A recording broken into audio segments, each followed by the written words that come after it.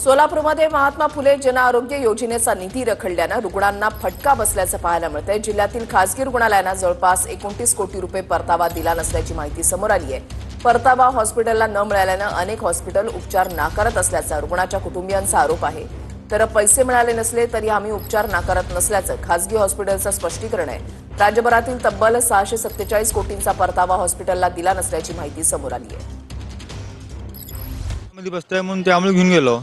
मग तिथं ते योजनाचे जे अधिकारी आहेत ते म्हणले योजनात बसताय म्हणून सगळं तिने ते फॉर्म वगैरे भरून राशन कार्ड सगळं नोंदणी करून आम्हाला कागद दिले। तर आम्ही डॉक्टरपाशी गेले तर डॉक्टर काय म्हणताय बघितलं पण डॉक्टर की होत नाही आमच्याकडे घेऊन जावं इथं। मग दुसऱ्यांदा आणि रिटर्न घेऊन गेलो मी की ते हाताचं ऑपरेशन करायचं होतं ते बी योजनात बसताय म्हणून सांगितले ते आरोग्य अधिकारी। मग तिथं तेव्हा बी सांगितलं तेव्हा बी तिने बघितले बाहेरच्या बाहेर हाकलून दिले आम्हाला। तर हॉस्पिटल असं नाही की महात्मा फुलेचं आम्ही शेवटी आमच्याकडे मॅक्सिमम काम महात्मा फुलेचंच चालतं।